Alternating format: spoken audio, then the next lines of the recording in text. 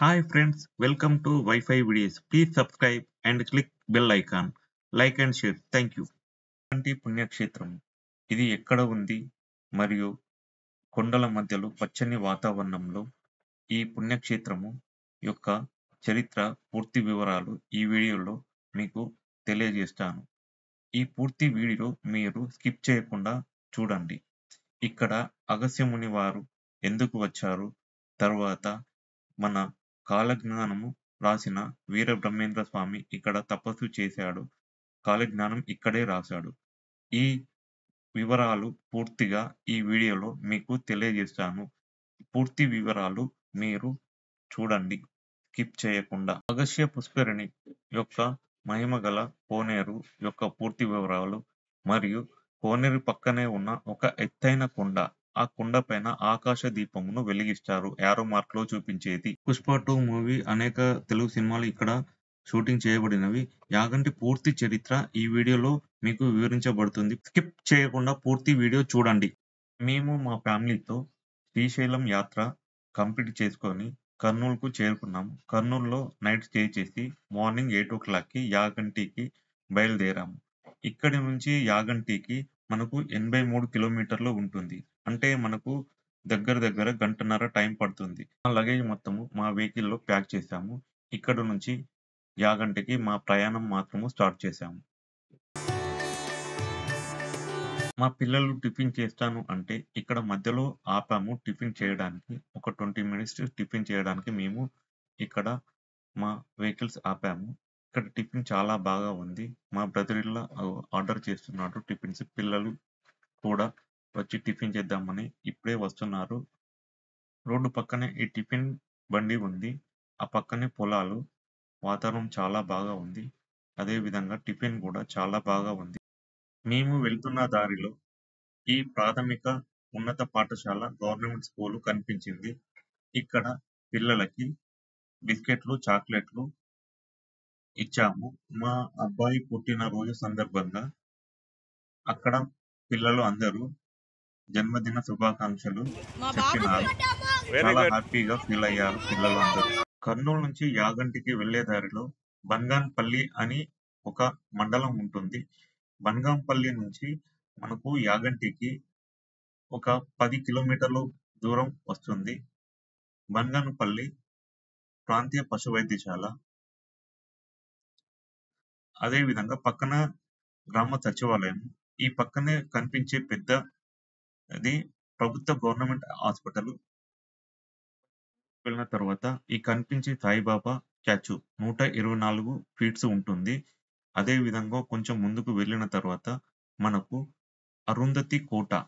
ఇది అరుంధతి సినిమా ఈ కోటలోనే మనకు షూటింగ్ తీశారు. ఇది బన్గాన్పల్లి మండలంలో ఈ అరుంధతి కోట ఉంటుంది. ఈ అరుంధతి కోట దాటిన తర్వాత సుమారుగా 9 నుండి 10 కిలోమీటర్ల ప్రయాణించిన తర్వాత మనకు యాగంటి పుణ్యక్షేత్రము వస్తుంది. ఇప్పుడు మనం వెళ్ళే రూటు చూశారు కదా, యాగంటి పుణ్యక్షేత్రం. చూడండి ఆ కొండల మధ్యలో ఆ గోపురం ఎలా అద్భుతంగా అందంగా కనబడుతుందో. చాలా అద్భుతమైన మహిమగల పుణ్యక్షేత్రం. కొండల మధ్యలో పచ్చని వాతావరణంలో చాలా అద్భుతంగా ఉంటుంది ఈ యాగంటి పుణ్యక్షేత్రము. తప్పనిసరిగా ప్రతి ఒక్కరూ ఈ యాగంటి పుణ్యక్షేత్రంను వచ్చి దర్శించుకొని తమ కోరికలు కోరుకోండి. తప్పనిసరిగా ఈ యాగంటి ఉమామహేశ్వర స్వామి దేవస్థానంలో కోరిన కోరికలు ఆ ఉమామహేశ్వర స్వామి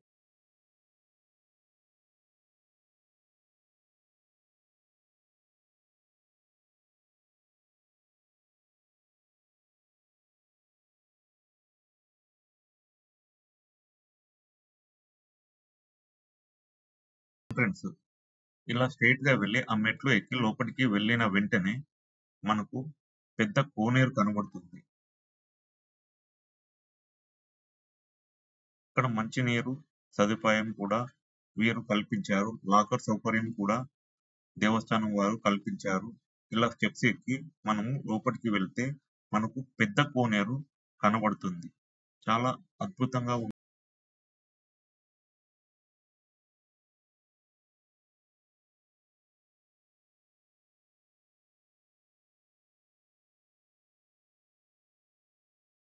మధ్యలో నంది ఉంటుంది. ఈ కోనేరులో స్నానం చేసేవాళ్ళు చేయవచ్చు. పెద్ద కోనేరు దాటిన తర్వాత మెట్ల మార్గం ద్వారా మనము గోపురం చేరుకోవచ్చు. ఈ కనిపించేది మనకు శిలతో చేయబడిన ధ్వజస్తంభము. పక్కనే మనకు దర్శనానికి సంబంధించిన టోకెన్లు ఇస్తారు. ఈ కనిపించేది మనకు గుడి యొక్క ప్రధాన ద్వారము, ప్రధాన గోపురము చాలా ఎత్తుగా ఉంటుంది. ఈ గుడి గోపురానికి పక్కనే మనకు యాగంటి గృహ ఉంటుంది. ఆ కనిపించేది చూసారా? అదే యాగంటి గృహ. మనకు వెంకటేశ్వర స్వామి వెలిచారు. ఆ గుహ యొక్క పూర్తి వివరాలు మీకు ముందు తెలియజేస్తాను. ప్రధాన ద్వారం నుంచి మనము ఇప్పుడు వెళ్తున్నాము.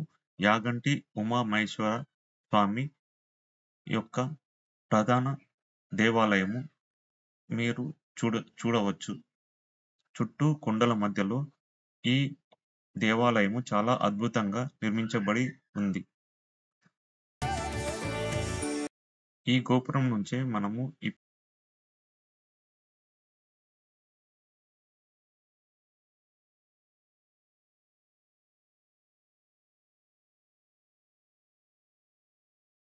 చేరుకున్నాము. ఇలా స్ట్రెయిట్‌గా వెళ్తే కనిపించేదే మనకు ప్రధాన ఆలయం. ఇక్కడ మనకు శివలింగము, ఉమా మహేశ్వరులుగా సతీ సమేతముగా ఒకే శిలపై మనకు దర్శనమిస్తారు. యాగంటి బసవయ్య చాలా పెద్ద చరిత్రనే ఉంది.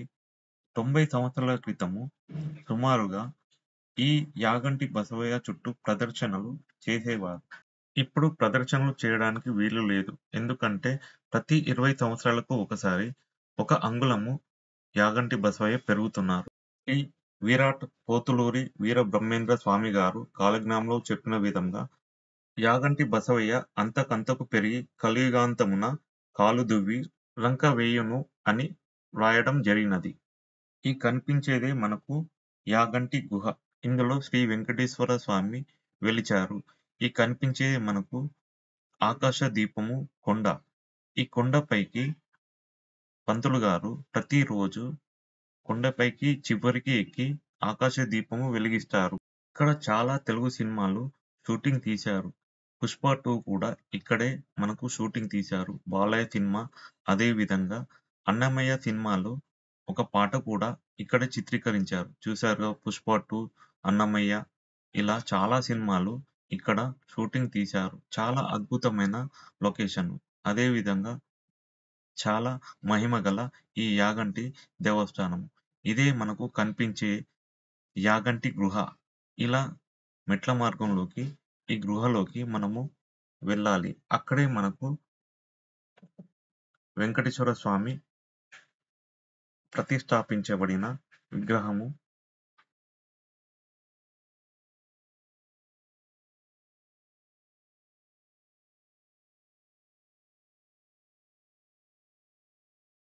చూస్తే ప్రధాన గోపురం ఎలా అద్భుతంగా కనబడుతుందో చూడండి. చాలా అద్భుతంగా ఉంటుంది ఈ లొకేషన్. చూసారు కదా! మనము ఇప్పుడు ఈ గృహలోకి మెట్ల ద్వారా లోపలికి వెళ్తాము చూడండి. చూడండి ఆ గోపురము, ప్రధాన గోపురం ఎలా అద్భుతంగా కనబడుతుందో. చాలా బాగా ఉంటుంది లొకేషన్. మనము ఈ గృహ లోపలికి వచ్చాము. ఈ గృహ లోపలికి ఈ మెట్ల మార్గంన అలానే స్ట్రెయిట్‌గా వెళ్తే మనకు లెఫ్ట్ సైడ్ వెంకటేశ్వర స్వామి విగ్రహం కనబడుతుంది.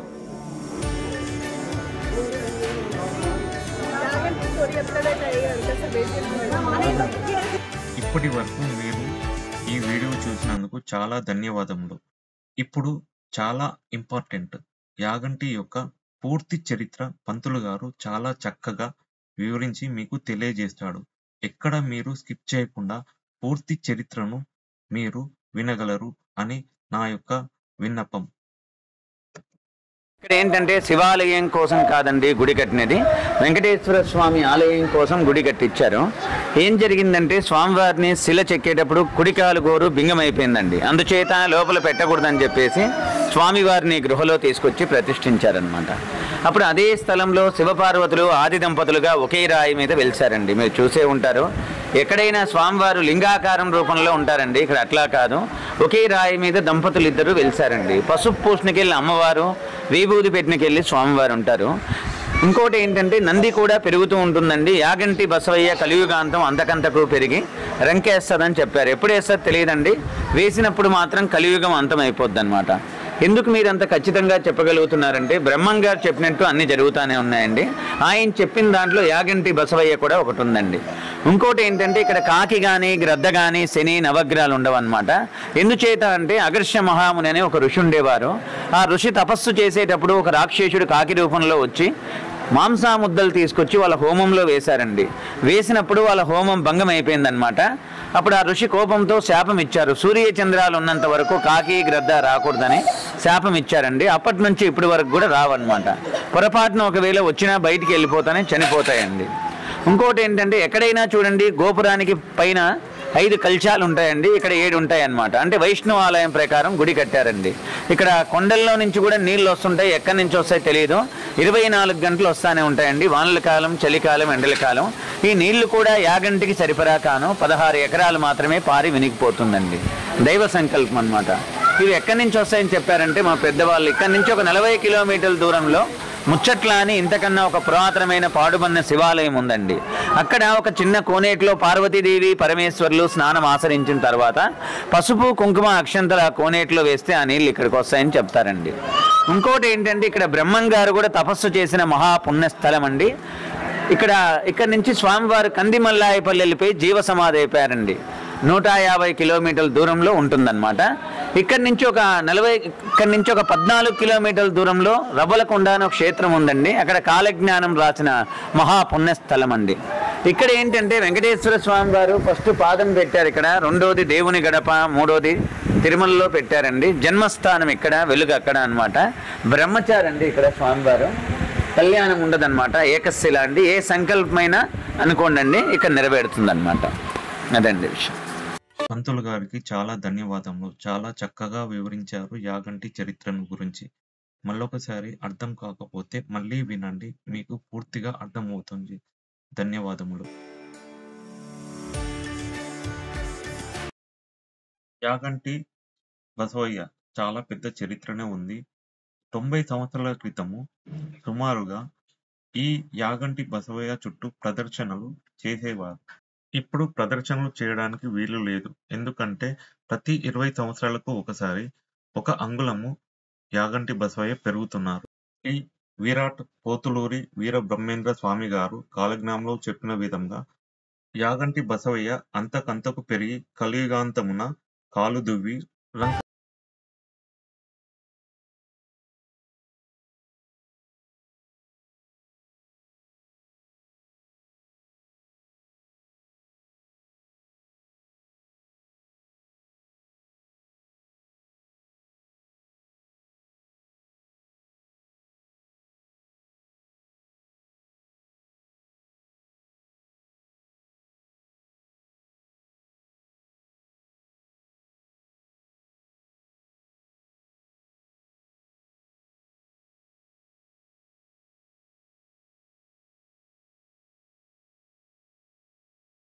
మెట్ల మార్గము మనకు శంకర గృహ లేదా రోకళ్ళ గృహ అని అనబడుతుంది. ఈ గృహలోనే శ్రీ పోతులూరి వీరబ్రహ్మేంద్ర స్వామి గారు తన కాలజ్ఞానాన్ని ఇక్కడే రచించారు.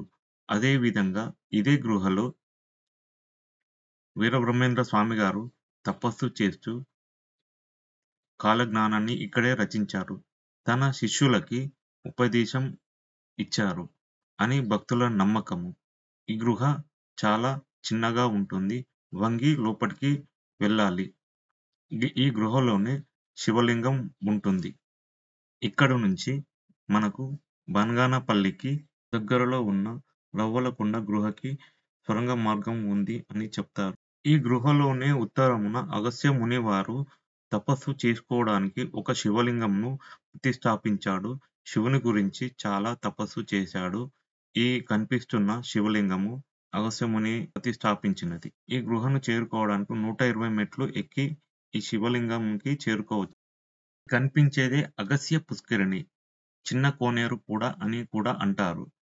ఇక్కడ అగస్త్య మునివారు ఉత్తర భారతదేశం పర్యటన ముగించుకొని దక్షిణ భారతదేశానికి ఈ యాగంటికి వచ్చినప్పుడు ఇక్కడ శ్రీ వెంకటేశ్వర స్వామి విగ్రహాన్ని ప్రతిష్ఠాపించడానికి ఒక శిలను నిర్మించేటప్పుడు స్వామివారి కుడి కాలు బ్రొటనవేలు విరిగిపోయింది. హిందూ ఆగమ శాస్త్రాల ప్రకారము విరిగిపోయిన విగ్రహాన్ని ప్రతిష్ఠాపించరాదు. తన కార్యరూపంలో ఏమైనా లోపాలు ఉన్నాయా అని ఈ గృహలోనే చాలా ఘోర తపస్సు చేశారు.